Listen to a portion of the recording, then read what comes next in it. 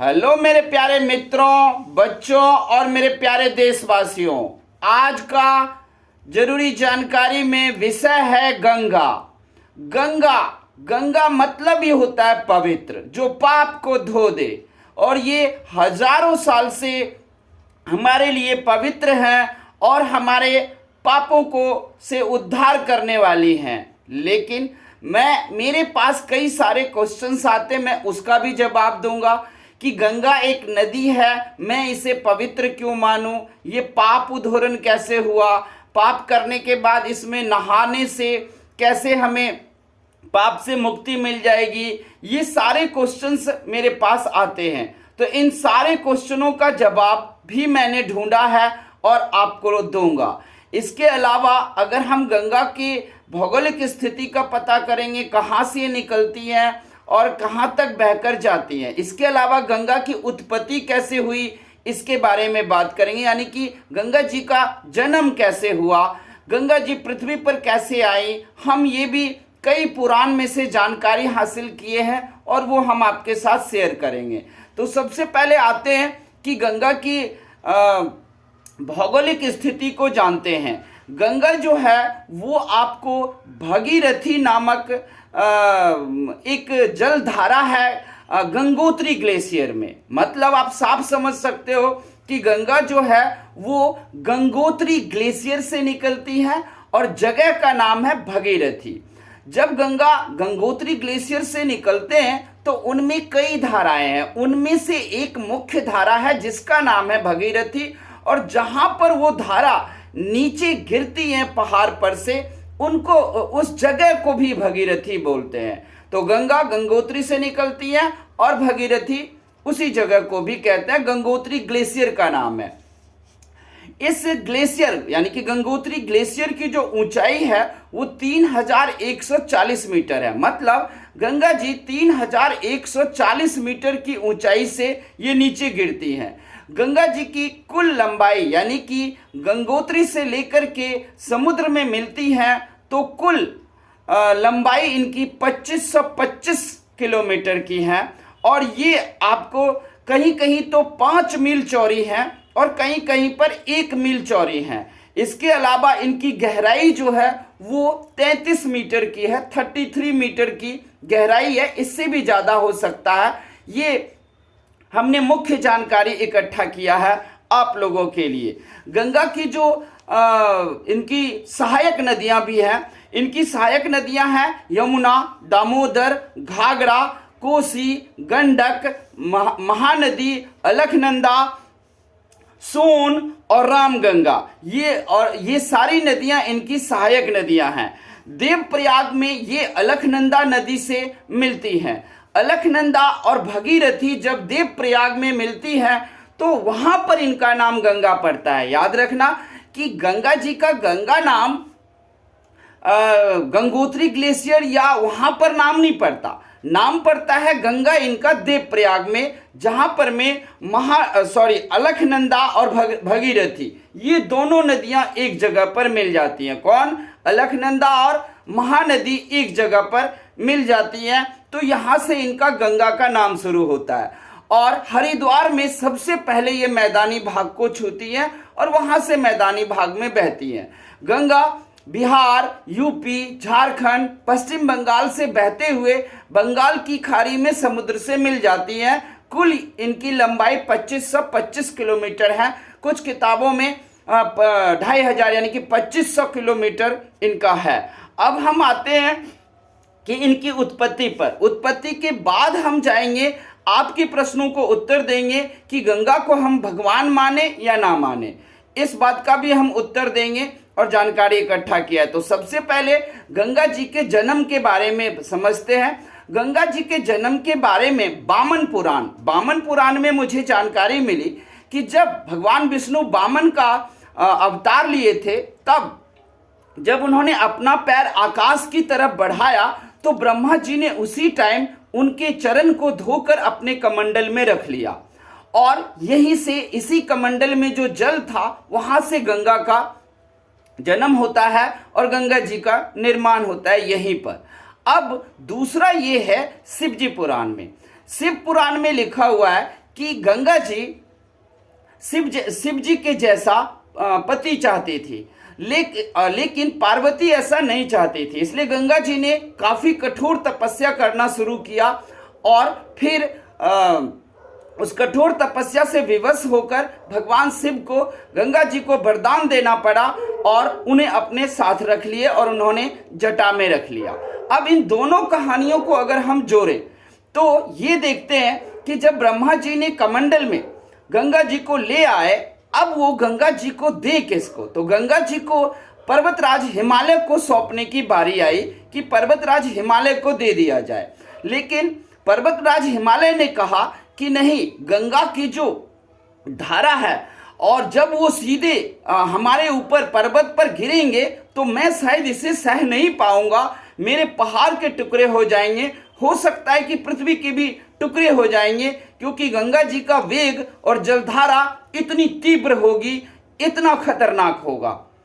तब बारी आई फिर शिव जी की, क्योंकि शिव जी चाहते थे कि इधर गंगा की तपस्या भी पूरी हो जाए और पर्वतराज और पृथ्वी को भी बचा लिया जाए। तो शिव जी ने यहां पर एक साथ दो काम किए, गंगा जी को अपने साथ रहने का वरदान भी दिया और ब्रह्मा जी को कहा कि, और हिमालय पर्वत को, कि आपके समस्या का निदान मेरे पास है, आप गंगा को नीचे लाइए। और ब्रह्मा जी ने ऊपर से गंगा जी को नीचे भेजा और गंगा जी की धारा इतनी तीव्र थी कि धरती फट सकती थी, पर्वतराज हिमालय के टुकड़े टुकड़े हो सकते थे। तो उनको शिव जी ने अपने जटा में धारण किया और जटा में धारण करने के बाद पर्वतराज हिमालय पर गंगा की धारा को लाया गया और इससे ना तो पृथ्वी को कोई नुकसान धरती को हुआ और ना ही पर्वतराज हिमालय को हुआ। इस तरीके से शिव जी ने अब दोनों ही बातें कर ली, एक तरफ पृथ्वी को भी बचा लिया और दूसरी तरफ गंगा जी की तपस्या जो थी कि उनके जैसा पति चाहिए तो उनको भी अपने जटा में रहने का स्थान दे दिया। इस तरीके से दोनों कार्य पूरा हुआ और इस तरीके से धरती पर गंगा मैया आ गई। अब प्रश्न उठता है गंगा जी के बारे में कि गंगा को हम भगवान माने या ना माने। तो सबसे पहले मैं आप लोगों से पूछना चाहूंगा कि भगवान आप किसको मानते हो?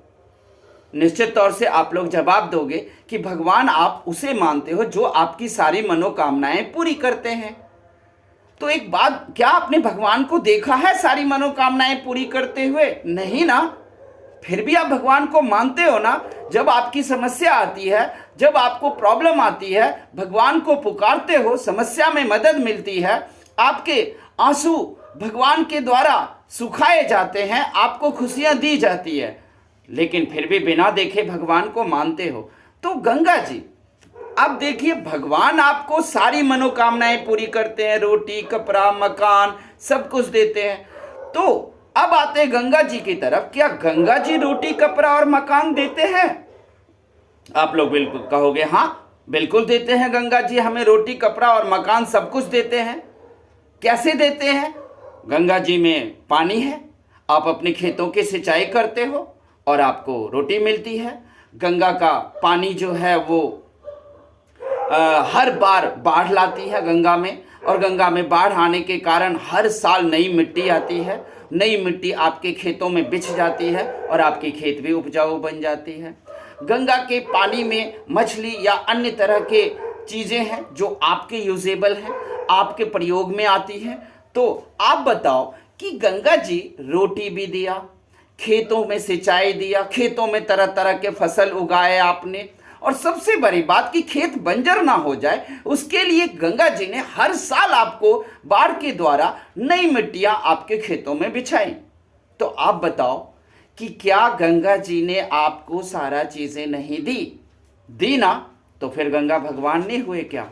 जिन बच्चों ने हमसे क्वेश्चन पूछा था कि एक नदी को कैसे भगवान माने, मैं उनको ही बताना चाहता हूं कि भगवान हम उसको मानते हैं जो हमारी सारी इच्छाओं को पूरी करते हैं, और गंगा जी हमारी सारी इच्छाओं को पूरी करते हैं। गंगा के बारे में आपको और भी पता होगा, गंगा पुत्र भीष्म कहा जाता है। गंगा जी की शादी शांतनु से भी हुआ था, और गंगा जी के शांतनु से शादी हुई थी, उसके लिए भी एक पुरानी कहानी है इस वजह से शादी हुई, क्योंकि गंगा जी की कुछ पुत्र थे जिनको उद्धार करना था, इसलिए शांतनु की शादी करके और उनके 8 पुत्र हुए। 8 पुत्र को वो गंगा में बहाकर मार देती थी, लेकिन शांतनु ने अंतिम में टोक दिया तो भीष्म बच गया। इसीलिए गंगा पुत्र भीष्म कहलाते हैं, यानी कि देवव्रत। और आप जानते हो महाभारत में उनका क्या भूमिका है। हर जगह पर महाभारत में गंगा गंगा गंगा का ही नाम लिया गया है और गंगा के पानी को कितना पवित्र माना जाता है। अब हम आते हैं जो भगवान क्यों माने। आप एक काम कीजिएगा, आज गंगा ना काफ़ी प्रदूषित हो गई है। गंगा परियोजना, गंगा क्लीन एक्शन प्लान सब लिया गया, लेकिन गंगा ठीक नहीं हो रही है। तो याद रखना, गंगा को प्रदूषण होने से बचाना है या गंगा के प्रदूषण से दूर करना है तो सरकार के द्वारा उठाए हुए कदम से कुछ नहीं होगा। हम हर एक पब्लिक को इसको ध्यान देना होगा कि गंगा साफ रहे, फैक्ट्रियों का पानी इसमें ना बहाया जाए। ये हर एक फैक्ट्री मालिक का एक जिम्मेदारी होनी चाहिए और सरकार भी इस बात को पालन करे कि हर एक फैक्ट्री मालिक अपनी जिम्मेदारी को पूरा करता है कि नहीं, उस पर सरकार एक्शन ले। अब जैसे हम लोग प्रत्येक इंसान अपने घरों में पूजा करते हैं ना, तो क्या प्रत्येक इंसान का ये जिम्मेदारी नहीं है कि गंगा के प्रदूषण को वो रोके और गंगा के प्रदूषण को रोकने में अपनी भागीदारी निभाए? क्या ये हर एक इंसान की जरूरत नहीं है? क्योंकि गंगा माँ है, गंगा पवित्र है। गंगा के आप जानते हो कई नाम हैं, गंगा के कई सारे नाम हैं। क्या कहते हैं, धरा, उसके बाद भगीरथी, गंगोत्री, जहानवी, वसुंधरा, उसके बाद इसके बाद भूमि भी इनका नाम कहीं कहीं पर है। ये सारे नाम दिए गए हैं। तो सीधा सीधा मैंने आपके क्वेश्चन का जवाब दिया कि गंगा हमारे लिए भगवान से कम नहीं है, क्योंकि गंगा एकमात्र ऐसी नदी है जो हमारी सारी ज़रूरतों को पूरी करते हैं। और हम सनातन हिंदू धर्म में तो आप देखते ही हो कि हम तो पीपल का पेड़ कुछ दे न दे फिर भी हाथ जोड़ करके हम क्या हो जाते हैं, खड़े हो जाते हैं और उनको सम्मान देते हैं। यहाँ तो गंगा हमें क्या नहीं देती है, हर कुछ। हम अगर गंगा ना हो तो भारत के यूपी, बिहार, झारखंड, बंगाल वाले भूखे मर जाएंगे। इनके पास कोई साधन नहीं होगा जिंदगी जीने का, एकमात्र गंगा साधन है हमारे पास। तो भगवान दिखा या नहीं दिखा, लेकिन गंगा तो साक्षात दिख रही हैं और वो हमारी जरूरतें भी पूरी करती हैं। तो हम उन्हें क्यों ना भगवान मान लें? आप बता दो। क्योंकि इस संसार में भगवान को किसी ने नहीं देखा और मानने से सब कुछ होता है। मानने पे ही इस दुनिया में डिपेंड करता है। और यहाँ तो मानना भी नहीं है, गंगा तो आपको साक्षात दिखती हैं और आपकी सारी जरूरतें भी पूरी करती हुई दिखती हैं। आप एक प्रयोग कर लेना कभी जिंदगी में, गंगा का पानी ले आओ, एक बोतल, एक कैन, 5 लीटर, 8 लीटर, और उस गंगा के पानी को आप घर में 3 साल तक रखो और दूसरे कैन में भी नलके से या कहीं से भी पानी भरकर आप 5 साल तक रखो कैन में, या 3 महीना या 6 महीना, जितने दिन का प्रयोग आपका मन हो। आप देखोगे कि 5 साल, 3 साल, 6 महीने बाद भी गंगा का पानी जिस कैन में था उस कैन में ना तो कोई कीड़े का जन्म हुआ है ना कुछ।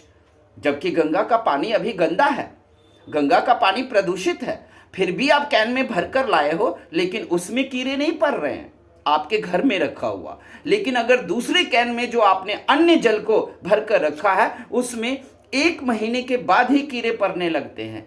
आप ये प्रयोग करके देखो, फिर पता चल जाएगा कि गंगा कितना पवित्र है और गंगा में कितनी सच्चाई बसती है। आप कुंभ में या अन्य जो आता है आश्विन कार्तिक सब में जो कुछ उत्सव आते हैं उसमें लोग जाते हैं गंगा में नहाते हैं, तो जितने पढ़े लिखे लोग सब होते हैं वो इनको ना मूर्ख समझने लगते हैं ये कि इसमें नहा के क्या होगा, देखो ना गंगा का पानी तो काला हो गया प्रदूषण से, इसमें घुसकर अगर नहाएंगे तो और इनको बीमारी ही हो जाएगी। लेकिन ऐसा कुछ नहीं है, ये पढ़े लिखों का कुछ ज़्यादा बुद्धि हो गया तो उस आधार पर सोचने वाली इनकी गलत सोच है। लेकिन गंगा में जो सच्चाई है वो हमें चाहे किसी शिव पुराण में, वामन पुराण में, महाभारत में, रामायण में, गीता में, कहीं भी गंगा का जैसा भी वर्णन मिले सब कुछ मान लो झूठ है। लेकिन सच तो साफ दिखता है कि गंगा पाप उद्धरण गंगा है, गंगा जिंदगी देने वाली है, गंगा आपके रोटी, कपड़ा और मकान तीनों की व्यवस्था करती हैं। गंगा मिट्टी लाती है और मिट्टी से आप घर बहुत अच्छा बना सकते हो। और आपको बता ही दिया कि गंगा हमारे रोटी, कपड़ा कैसे देती है। कपड़ा आपको कपास, कॉटन से आता है, रुई से आता है। रुई की खेती करोगे, रुई की खेती करने के लिए उसमें आपको पानी डालना होगा, वो गंगा देंगी। और अगर आप 3, 4, 5 साल किसी खेत में फसल उपजा लोगे तो वो खेती बंजर होने लगता है। फिर गंगा बाढ़ लाएंगी और उसके द्वारा आपके खेतों में मिट्टी भी बिछा देंगी। तो ये साफ दिखता है, फिर क्यों ना माने हमें से भगवान। तो बताओ कैसा लगा बच्चों और मेरे प्यारे देशवासियों, गंगा पर जो भी हमने जानकारी ढूंढ कर लाया आप लोगों के लिए, वो कैसा लगा आप लोग कमेंट में बताना। और अच्छा लगे तो हमारे चैनल को सब्सक्राइब कर देना। तब तक के लिए जय गंगा मैया, पवित्र गंगा मैया, पाप उद्धरण गंगा मैया की जय। और जय हिंद, जय भारत।